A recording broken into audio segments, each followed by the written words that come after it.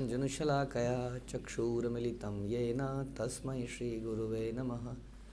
श्रीचैतन्यमनोभीष्टं स्थापितं येन भूतले स्वयं रूपः कदा मह्यं ददाति स्वपदान्तिकं।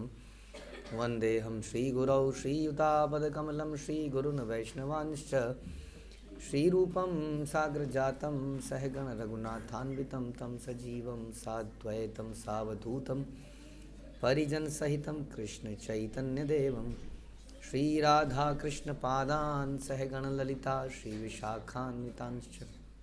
हे कृष्ण करुणा सिंधु दीनबंधु जगतपते गोपेश गोपिका कांत राधा कांत नमस्तुते। तप्त कांचन गौरांगी राधे वृंदावनेश्वरी विश्वभानुसुते देवी प्रणमामि हरिप्रिये। वाञ्छाकल्पतरुभ्यश्च कृपा सिंधुभ्यैव च पतितानां पावनेभ्यो वैष्णवेभ्यो नमो नमः। जय श्री कृष्ण चैतन्य प्रभु नित्यानंद श्री अद्वैत गदाधर शिवासादि गौर भक्तवृंद। हरे कृष्णा कृष्णा कृष्णा हरे हरे, हरे राम राम राम हरे हरे। नमो विष्णुपादाय कृष्णप्रेष्ठाय भूतले श्रीमते भक्तिवेदांत स्वामिन्निति नामिने। नमस्ते सारस्वते देवे गौरवाणी प्रचारिणे निर्विशेष शून्यवादी पाश्चात्य देश तारिणे। हरे कृष्ण। भगवद गीता अध्याय 10 श्लोक संख्या 22। वेदानाम साम वेदो अस्मि देवानास्मि वासवः इंद्रियाणां मनश्चास्मि भूतानामस्मि चेतना। मैं वेदों में साम वेद हूँ, मैं देवों में स्वर्ग का राजा इंद्र हूँ, मैं इंद्रियों में मन हूँ तथा समस्त जीवों में जीवनी शक्ति यानी कि चेतना हूँ। तो भगवान की ऑपुलेंस के बारे में हम चर्चा कर रहे थे और भगवान कुछ कुछ ऐसी चीज़ें बता रहे हैं जिससे हम थोड़ा रिलेट कर सकते हैं। बिकॉज अक्सर हमें लोग बोलेंगे कि कहाँ है, can you show me God. हाँ, तो हम भगवान बता रहे हैं कि यस। तब तक शायद लोग देवताओं को ज़्यादा रियलिस्टिक मानते थे, क्योंकि देवता, ऐसा हम सुनते हैं कि अक्सर धरती पर भी जब यज्ञ इत्यादि होते थे तो देवता आते थे, अपीयर होते थे। To understand there is some demigod. स्वर्ग जैसे लोग, अक्सर लोग अभी भी स्वर्ग की बात करते हैं, गोलोक की बात लोग जानते नहीं, स्वर्ग को लोग जानते हैं। तो इस प्रकार से अगर ये बोला जाए कि देवताओं में मैं इंद्र हूँ, हाँ, स्वर्ग का राजा, तो थोड़ा समझ में आता है लोगों को। हाँ, अदरवाइज़ लोगों को भगवान गोलोक को कुछ समझ नहीं आता, क्योंकि इट इज़ थोड़ा उस ज़माने में था ऐसा। अब तो देवता भी कहेंगे, देवता ये कौन होता है? हमने तो कभी नहीं देखा किसी देवता को, नहीं किसी ऐसी देखा आपने किसी को ऐसा कुछ डिफरेंट से सेलेशियल कुछ लगा? नहीं। जनरली अब वो जो देखते हैं आप, उसको क्या कहते हैं? कोई मिल गया, जादू, एलियन। तो एलियन की शक्ल से आपके दिमाग में क्या आता है? कुछ अजीब सी आँख, जैसा मुंह, अजीब सा बेढंगा सा। हाँ, ऐसा तो किसी पिक्चर में नहीं दिखाया ना, लाइक देव स्वरूप कोई उतरा कहीं से। जबकि एक्चुअली में इसके ऊपर के जो एडवांस्ड लोग हैं वो बहुत ज़्यादा सुंदर हैं, नहीं? उर्वशी, मेनका, कहाँ से है सब? वहाँ पर इनकी कोई वैल्यू नहीं है। क्या वैल्यू इनकी? वो खाली समय में डांस करने के लिए हैं लोग। हाँ, सोचो कि बाकी लोग कैसे होंगे फिर वहाँ पे, नहीं? यहाँ पर अगर ये लोग आ जाएं तो क्या बन जाती हैं? फिल्म स्टार, जिसके फेंके हुए जूते चप्पल, हाँ, वटेवर, क्या बन जाता है? पूजनीय बन जाता है वो। तो लेकिन वहाँ पर उनकी कोई वैल्यू नहीं, तो इससे समझ में आता है कि वो लोग कैसे होंगे। तो लेकिन हम लोग जानते नहीं है, तो हम लोग एलियन को बनाते हैं तो इसी प्रकार से बनाते हैं। तो एनीवे, भगवान यहाँ पे कह रहे हैं कि यदि आप समझें इस बात को कि स्वर्ग का राजा इंद्र जो है, आप समझ लीजिए मैं ही हूँ, या मेरा ही आदमी है, मेरी परमिशन से बैठा हुआ है, राइट? भगवान ही डिसाइड करते हैं ना। भगवान बोलते हैं ना, बलि को भगवान ने बोला कि you will be the next king of the heaven, authorize तरीके से। अभी आप लोगों ने थोड़ा ज़बरदस्ती करके ले लिया है देवताओं से, लेकिन मैं तुम्हें बना ही देता हूँ, डोंट वरी, अगली बार आप ही बनेंगे। तो Bali Maharaj will be the next after this Indra, the next Indra will be Bali. अभी वही चल रहे हैं, mister Purandar, next time it will be mister Bali. तो इसलिए भगवान ही इसकी नियुक्ति करते हैं, भगवान ही ब्रह्मा जी की नियुक्ति भी करते हैं कि who will be the Brahma, कौन बनेगा। क्रिएटर अगर उनसे अलाइंड नहीं हुआ तो क्रिएशन गड़बड़ जाएगी सारी, नहीं। तो क्रिएटर एकदम अलाइंड होना चाहिए, इसलिए बहुत ही प्योरेस्ट सोल जो है वास्तव में ब्रह्मा बनती है।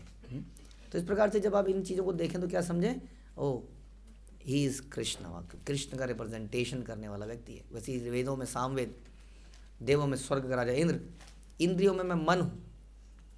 तो हम लोग इंद्रियों को जानते ही, सब लोग जानते हैं, हमारे मेडिकल साइंस भी जानता है इंद्रियों को, सब लोग जानते हैं, आँख, नाक, मुंह, हाथ, ये सब ज्ञान इंद्रियाँ एंड कर्म इंद्रियाँ ये हमें दिखती हैं तो सब लोग जानते हैं। लेकिन इनके अलावा एक और इंद्रिय है, वो क्या है, वो मन है। और मन इज़ ए डिफरेंट एंटिटी अपने आप में ही, जिसको हमारे शास्त्र जानते हैं। इस बात से भी क्लियर होता है कि इंद्रियों में मैं मन हूँ, इसका मतलब मन एक इंद्रिय है। हाँ, और इंद्रियाँ भौतिक होती हैं, आध्यात्मिक होती है, इंद्रियाँ भौतिक होती हैं। हाँ, समझिए। तो जनरली साइंस के हिसाब से जो ये हमारी इंद्रियाँ हैं, इसके अलावा एक और एंटिटी है बड़ी इंपॉर्टेंट हमारे शरीर में, वो क्या है, ब्रेन। सोल को तो मानते ही नहीं हो, ब्रेन। वो कहते हैं मन क्या है, मन का काम क्या है बताइए, थिंकिंग, फीलिंग एंड विलिंग। वो कहते हैं ये ब्रेन का एक सेक्शन है जो कि फीलिंग करता है।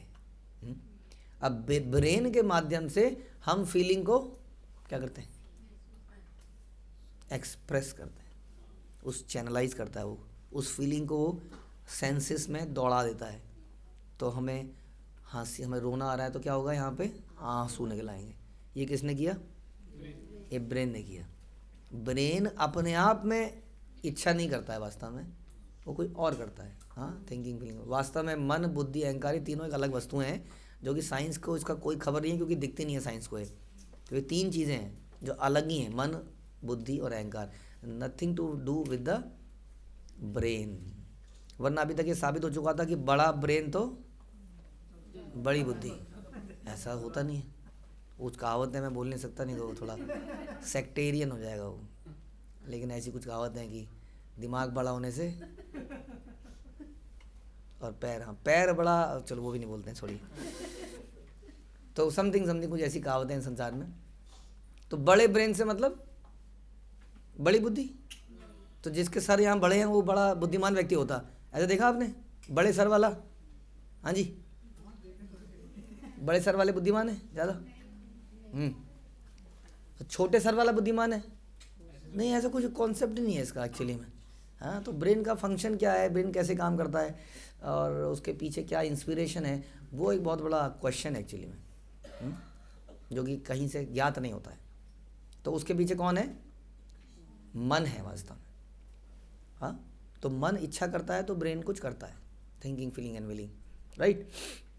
ऐसा देखने से लगता है, सुनने से लगता है कि मन एक आध्यात्मिक वस्तु होगी जरूर कोई, क्योंकि इस जीवन के बाद अगले जीवन में भी व्यक्ति की इच्छाएं कंटिन्यू होती हैं।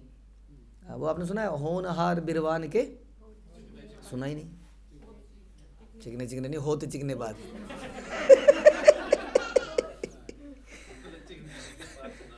होते चिकने बाद।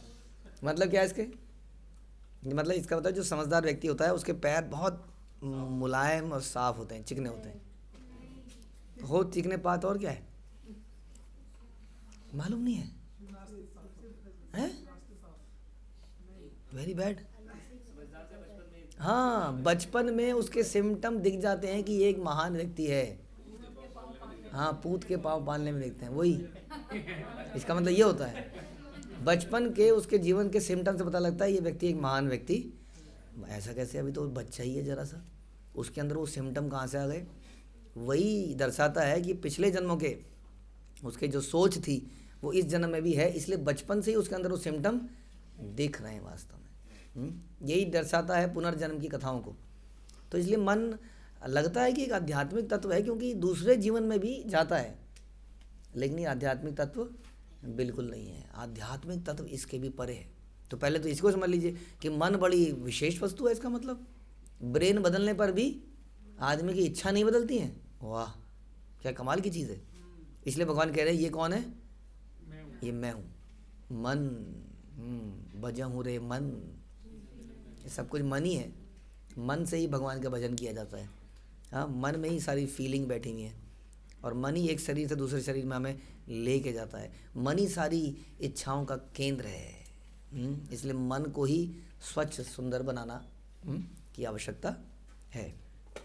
ओके, अब क्या है, तो हमने सुना कि मन बड़ा विशेष हो गया, तो मन तो बहुत ऊपर की चीज़ हो गई। तो मन से बड़ा क्या? मन से बड़ा बुद्धि तो है ही। चलिए, अभी बुद्धि की बात नहीं कर रहे, ये तीनों तो हो गए सटल बॉडी।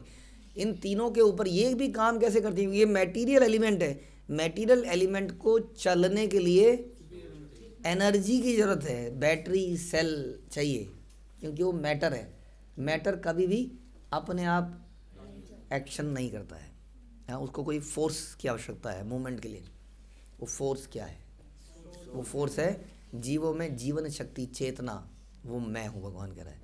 जब तक वो सोर्स है, हाँ, तभी तक ये मन भी काम करता है, तभी तक ये इंद्रियां भी काम करती हैं, नहीं तो सब फेल है। लाइक अ पावर ऑफ है तो सब ऑफ है। तो वो समझ जीवों की जीवन शक्ति, चेतना, भगवान कह रहे मैं हूँ। चेतना के ऊपर कुछ नहीं है, चेतना उत्पन्न नहीं की जा सकती, क्योंकि एनर्जी उत्पन्न नहीं की जा सकती। और ये वही एनर्जी है जो जीवात्माओं को चलाती है, इंद्रियों को चलाती है और मन को चलाती है, क्योंकि मन और इंद्रियां डल मैटर है। अपीयर कैसे होता है? कैसा अपीयर होता है? दिखता कैसे है? मन और इंद्रियां कैसे दिखते हैं? अरे, दिखने का मतलब क्या फीलिंग देती हैं आपको? नहीं समझ में आ रहा आपको? ऐसा लगता है कि मैं कुछ और कहना चाह रहा हूँ, ऐसा लगता है कि कुछ रियली में कुछ है, मतलब कि कोई एंटिटी है। नहीं, इच्छाएं, भावनाएं, क्या लगता है आपको कि कुछ रियल है? हमने कहा कि मन एक मटेरियल एलिमेंट है। बताइए, नथिंग टू डू विद चेतना, nothing to do with consciousness. हमारे रिश्ते, नाते, रोना, हंसना, गाना, ये क्या है? ये कहना ये भी मैटर है। बताइए, सच बात है या झूठ बात है? हाँ, इल्यूज़न हमसे कहता है कि ये झूठ है। ठीक वैसे ही जैसे आज से 50 साल बाद या वटेवर लोग एआई पे बिलीव ही नहीं करेंगे कि ये इंसान नहीं है। जिसने ये शिफ्ट देखा होगा उसको पता होगा कि हाँ, ये झूठ है, ये सच नहीं है। हम जानते हैं एआई है, ये नकली है। लेकिन आगे आने जनरेशन को क्या लगेगा? ये सच है, ये व्यक्ति है। किसी व्यक्ति के अंदर उसको डाल दिया जाएगा और व्यक्ति कुछ करेगा तो लगेगा हाँ, ये व्यक्ति है। वैसे ही हमें क्या लगता है इल्यूज़न में कि कोई व्यक्ति नहीं है। चेतना तो डिफरेंट ही चीज़ है, आत्मा तो डिफरेंट ही है। बट आत्मा का क्या रोल आपकी इच्छाओं से और आपके से? को नथिंग। इच्छाएं किसकी हैं? अच्छा है, बताइए कैसे? तो आत्मा ये भाव करता है कि आई एम द भोक्ता, हाँ? तो फिर तो ये इच्छा किसकी है कि आई एम भोक्ता? मन की या आत्मा की? मन की। फिर तो आत्मा का तो इससे कोई लेना देना नहीं है इन चीज़ों से, हाँ? लेकिन कितना रियल अपीयर होता है, नहीं? इसी के कारण सारे रिश्ते, नाते, संसार रियल अपीयर होता है, और उसी से हमारा बंधन बन जाता है, अटैचमेंट बन जाती है। समझ में आया? इसके लिए इसके भी ऊपर चेतना है जो वास्तविकता में सबको चलाने वाली है।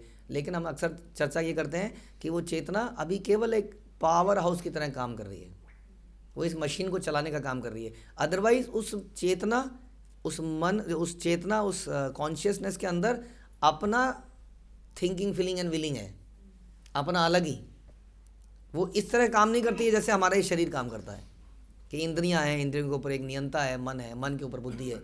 वो इस तरह काम नहीं करती है। लेकिन उसके अंदर भी क्या है? इमोशन है या नहीं है? उसके अंदर भी इमोशन है, वो सारी भावना है। उसी की नकल को देखकर, इस रियल की नकल को देखकर ये एआई बनाया गया है, और ये जो नकल है ये उस रियल को देख के बनाया गया है। कुछ समझ में आया? हाँ, जो वो चेतना है ओरिजिनल, जो स्पिरिचुअल वर्ल्ड में भगवान के साथ सारा खेल कूद, हंसना गाना करती है, उसका एक मशीनीकरण किया गया है कि नहीं? मशीन ही है, पूरी मशीन की मशीन है कि नहीं? तो ये मशीन बनाई गई, और इस मशीन को देख के क्या बनाया गया? एक और मशीन बनाई गई, robots and all those things. इस मशीन को देख के वो मशीन बनाई गई।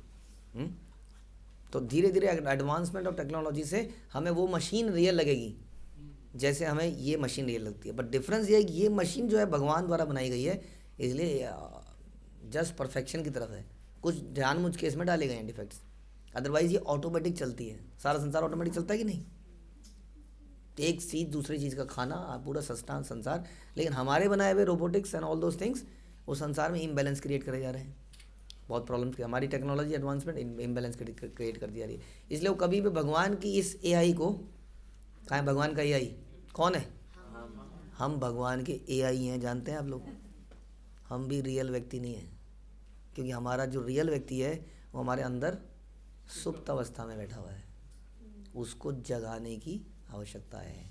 इसलिए भगवान कह रहे हैं जीवों में जीवन शक्ति, वो चेतना मैं हूँ, इसको जगाइए। हरे कृष्णा। श्रील प्रभुपाद की जय, भगवद गीता की जय।